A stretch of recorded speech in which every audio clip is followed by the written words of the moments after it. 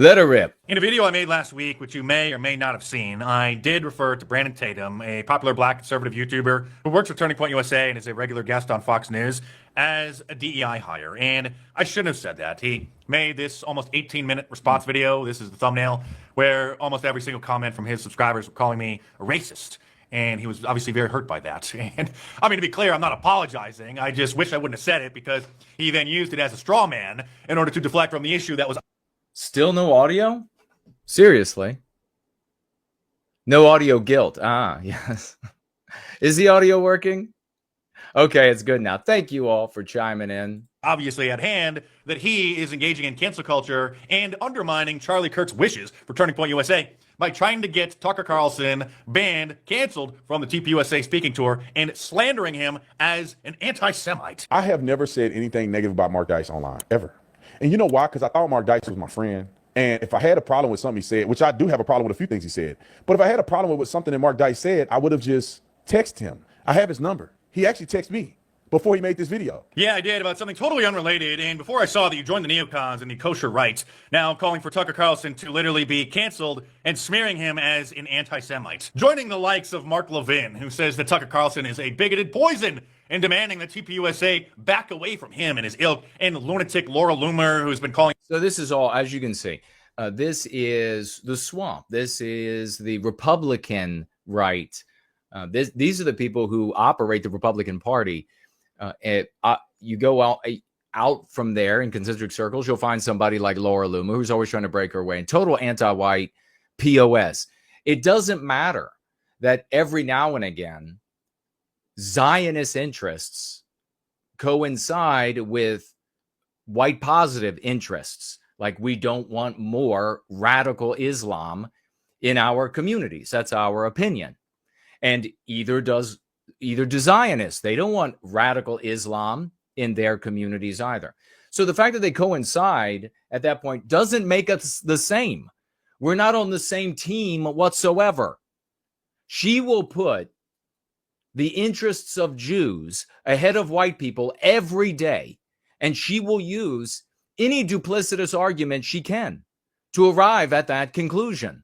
So, no, we completely reject it. This is why we reject this spectrum of retardation within the political sphere across the West, because you have anti-whites on the left and anti-whites on the right.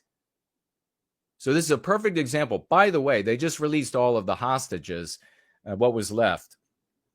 And after doing that, they were all males. Loomer complained about it. Like, this, again, is a great example of not only is she anti-white because she's a Zionist, but she's also got vagina loyalty. That's another aspect of anti-whiteism. She began complaining, where are all the women? Why aren't the women? What are you not celebrating, guys? People being released because they had penises? You're not happy?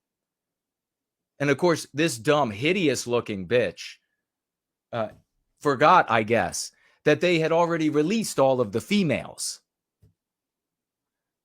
so that they could have preferential treatment, bitch. So what you can see right here, anti-whites on the right, immediately attacking, pressuring TPUSA to rid the organization of anyone who would criticize subservience to Israel. Tells us everything we need to know. That they could never be white positive. Such people can never be white positive. I'm an anti-Semite for, I forget how long, probably years now, and hallucinating that Tucker's going to take over TPUSA and buy it out, and then turn it into a, quote, anti-Jewish organization. And notice in my video about him, I didn't mention that I texted him at all, because... Two things to take away from that, obviously, is that look at how anti-white she is. Her focus entirely on Jews. And she says, well, if they're not subservient to Jews, then they are anti-Jew.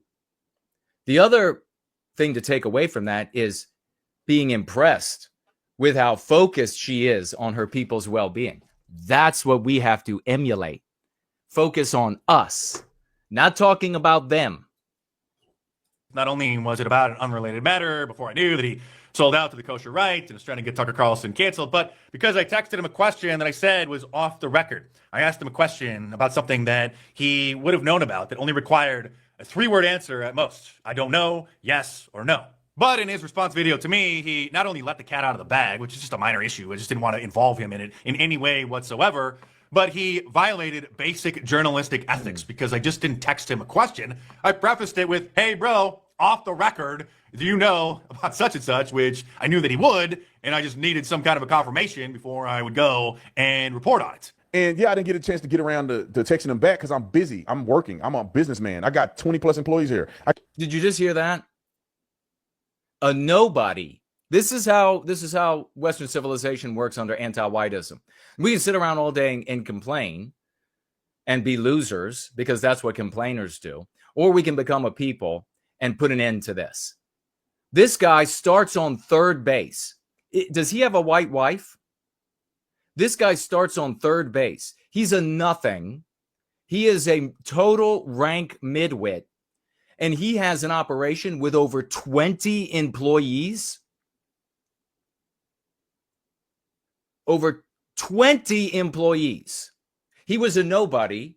Dice makes him, back in 2016, effectively, makes him, grows this enormous business. How many other cucks, and especially white cucks, have shown up as a consequence of white guilt, as a consequence of anti-whiteism and the anti-white immoral imperative as the social morality of the West that has infused in our people's minds that we don't matter as Westmen, men, women, and children, that our opinions, our hurts, our joy, our lives, they don't matter, but non-white lives do matter. So then they conclude, and you can see the operation taking place in these midwits' heads.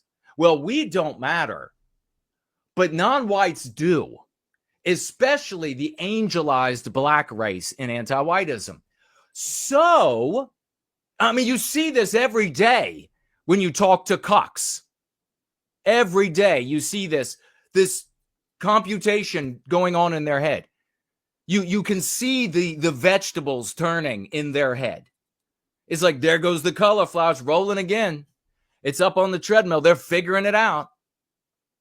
They will literally come to you with the same kind of arrogance that the schmucks will when they're Jew-spurging. They'll come to you with the exact same type of blind arrogance. I've got this figured out. What we do is we get blacks to be our leaders. The stupidity is boundless in these white boobies. I mean, what the hell are you supposed to do with people, with a group of people this freaking dumb? What are you supposed to do? So you know what happened. As soon as they saw this guy can speak English, right? He's not both this and both that. You know what I'm talking about? It's not. He's not axing questions of his audience. And so white people are like, make him rich.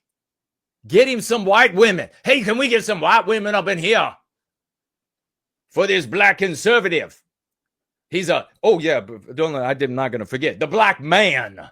The black man has entered the room, ladies and gentlemen. Can we get some white women for him? Let me cut a check. How many zeros you want there, black man? How many zeros? They're still being bought. They're still being bought. It's just now they're being bought by conservative white people at the bottom who are breaking out their checkbooks and saying how much you need. What, 5 employees not enough? How many employees does Benny Johnson have? 5 employees not enough? How many? 10 employees? No, you want 15 employees? How many employees you want in here? 20 plus employees? All right, zeros across the board. 20 plus employees to make this the content that he creates? Are you kidding me? It would take one white man. For the love of God. Big thank you to everybody. I see everybody are like, no sound, no. So thank you for getting to me as quickly as you could. I appreciate it. StreamYard. Are you people listening?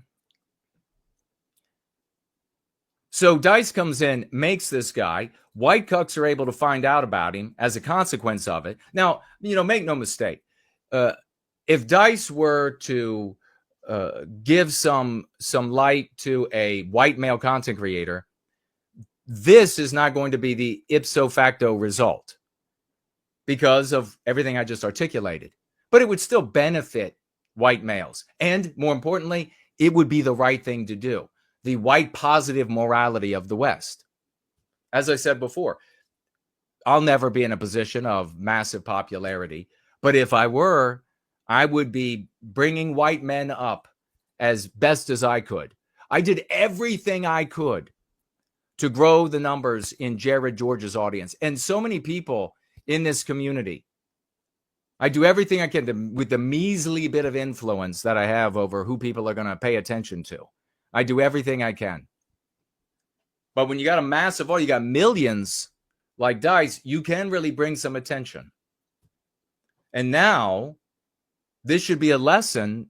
I'm sure it is a lesson for King Dice. We still love King Dice. Everybody makes mistakes.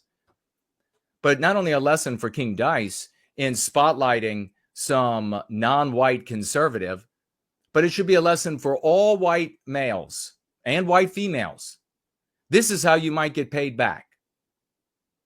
This is how you might be paid back in the final analysis. What's the connection that Tate feels to Dice? There's no biospiritual connection. None whatsoever. There's no common cause built-in identity that you are equipped with at birth. Something truly meaningful. No, it's an opinion on socio-political matters. So this is how you get bit. That's why I wanted to cover this, and I'm going to let him go again here, because this is really wronging Dice. Tate should just keep his mouth shut. What's the bottom line? It's the bottom line. Tate is looking at Jewish donors, conservative Jewish donors. Oh, and you think they're only in the conservative sphere? Oh, no. Oh, no. No. Who bought that castle in West Virginia, bro? For Virginia Dare? Who bought that? Who paid for the American Nazi Party when it first got underway? Who paid for that? We can talk a lot about these things.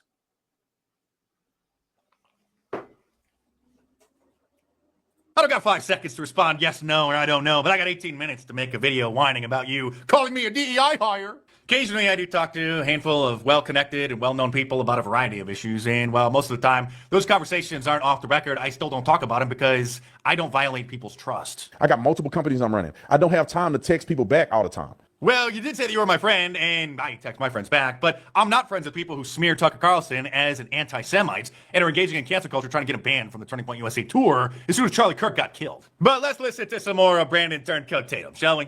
I gave a shout out to back in 2016 when he was just getting started because of This is awesome. I want you to watch Tatum's face over on the right, because that's him in his video watching Dice, and it's just priceless.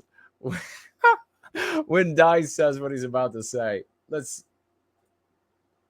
thought it'd be good to have more black Trump supporters visible on social media, but as we all know, if you back a DE, look, he's like, Tatum is like, what are you even talking about? Her like, how would that help having a black conservative? Shut the fuck up. to have more black Trump supporters visible on social media, but as we all know, if you back a DEI hire, it never turns out well. And now, Turncoat, you gotta watch. You gotta watch his face. Watch the smile that he has as soon as Dice says DEI, and he even knew it was coming. Watch his smile fade ever so slightly, especially on the left side. Started because I thought it'd be good to have more black Trump supporters visible on social media, but as we all know, if you back a DEI hire, it never turns out well. And now, Turncoat Tatum is trying to undermine Charlie Kirk's last wishes for Turning Point USA by Hold on. Charlie Kirk's last wishes. Where is it documented that what he's about to say is Turning Point's Charlie Kirk's last wishes? Well, since you asked, these group text messages involving Charlie Kirk, which were leaked and confirmed 100% authentic by Turning Point USA, reveal that 2 days before he was killed, Charlie was upset that he lost another $2 million a year in donations from a Jewish donor because Turning Point USA wouldn't cancel Tucker Carlson. And he still wouldn't cancel Tucker Carlson and was continuing to stand by Tucker Carlson and keep him on the tour. And that's all. That's period. Charlie Kirk wants Tucker Carlson involved in TPUSA, period. That's it. So what you have here is Tatum showing up with Jewish donors to his 20-plus person operation saying, you need to get rid of Tucker because he's critical of the subservience of the United States for Israel. And saying some not so nice things about Jews that they play into all of the stereotypes. I don't need to mention what kind of stereotypes. And he's not going to be bullied like this. And it left him no choice but to leave the pro-Israel cause. That's why we call you Turncoat Tatum, because you think that you know what's best for Turning Point USA better than Charlie did. As soon as he gets killed, you start telling people what Turning Point does and doesn't stand for and who they should and shouldn't have on stage. Posting on Twitter, I will always support TPUSA, but Tucker Carlson is antithetical to what TPUSA stands for. I do not support him at any TPUSA event because Brandon Tatum knows it's best. He should be the president of TPUSA, not Charlie. Calling Tucker Carlson a fraud and saying that the anti-Semite bug got to him because he just is upset about how Israel has been conducting the war. This is what this is what normal people are fed up with. Normal white people don't dislike anybody on the basis of their birth. That's the reality. And we have the research done many years after I told the world this to prove it. They don't hate anybody based on their birth. They are not going to hate Jews based on their birth, period. And that's why Jew-spurgery is pushed instead of legitimate criticism about Jewish power or Israeli power over the United States. That's why all of the spurgs out there are pushed so that normal white people hear and associate any criticism, a legitimate criticism, with these vile, do-nothing losers that they've learned about in entertainment media, primarily, are the dregs of society, and as that's somewhat true. But on top of that, you have like they got bodies in the basement and everything else under the sun that you can imagine. But there's legitimate criticism that can and should be made, that can be made from a moral position. And people like Tucker are doing that. Let them cook. Let them roll. Let them do their thing. Let them make these criticisms.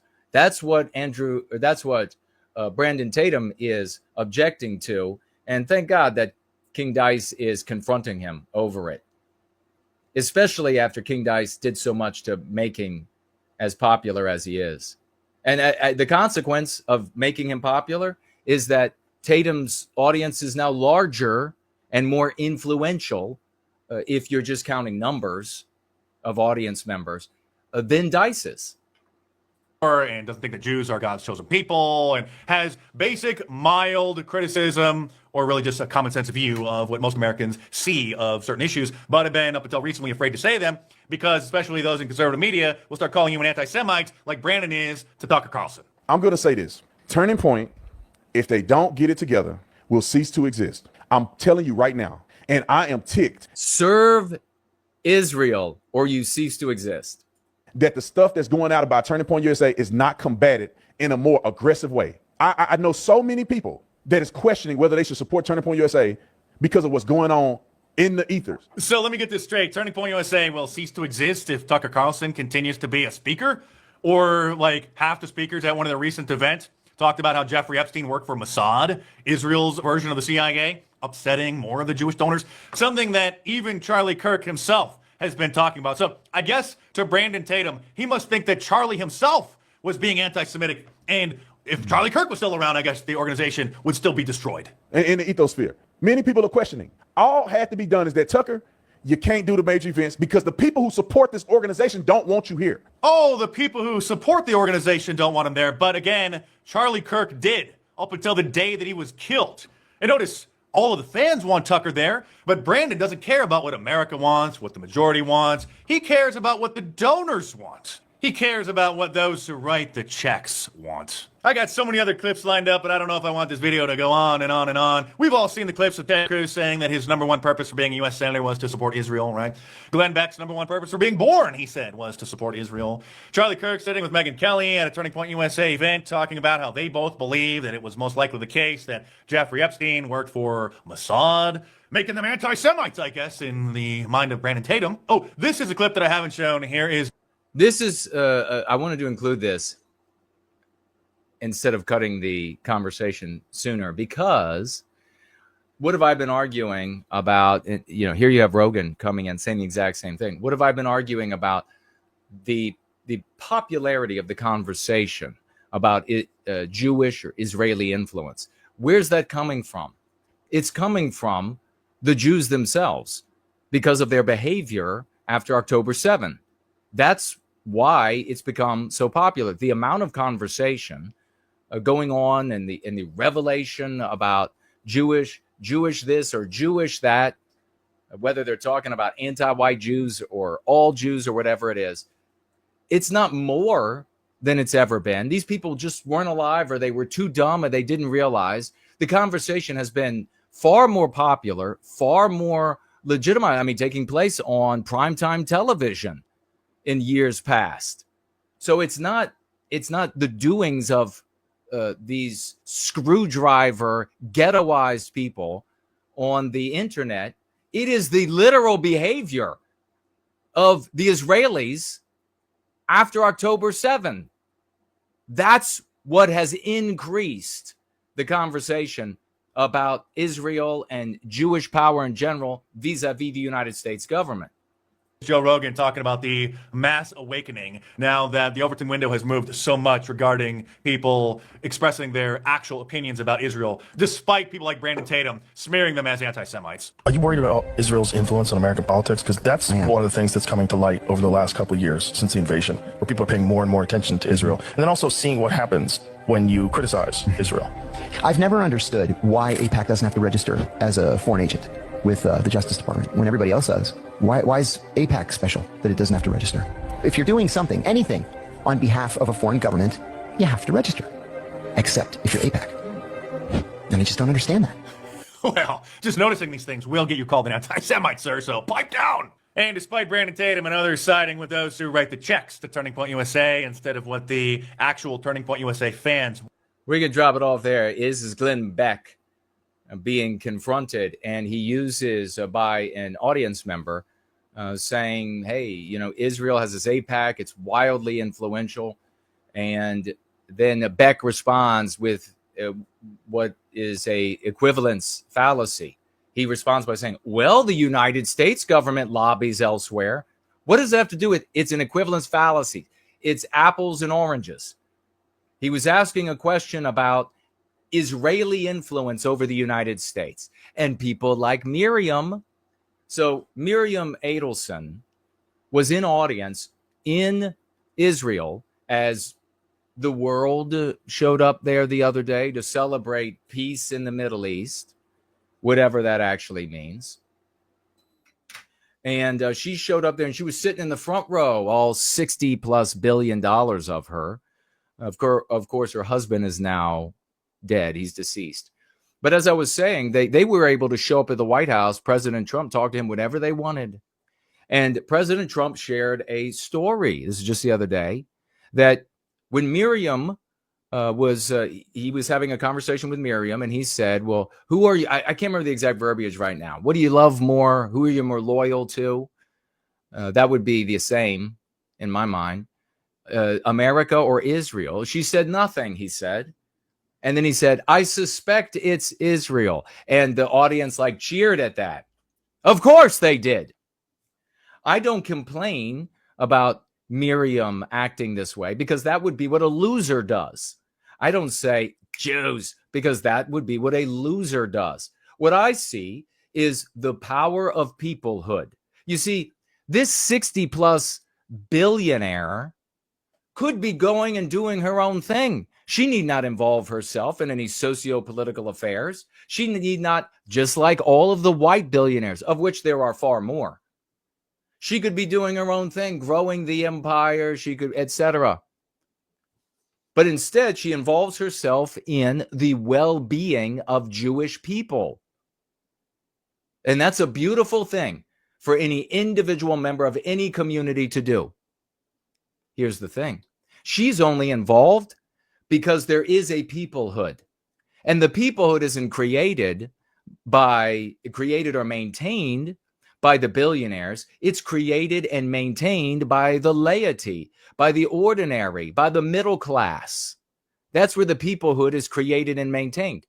The sentiment is communicated throughout the totality as a consequence, and it ends up reaching people like Miriam Adelson, where she decides, her and Sheldon, when he was still around, we're going to put our big money behind endeavors that we see that secure the well-being of Jewish people. So you have people like Beck, who we can call collaborators. Ultimately, it's just another way of looking at white people who are, in one fashion or another, undermining white peoplehood, white resistance, a white recapture of our destiny. That's what collaborators do. They undermine a resistance. And there are several types of ways that collaborators are instantiated, and we'll talk about that in a moment.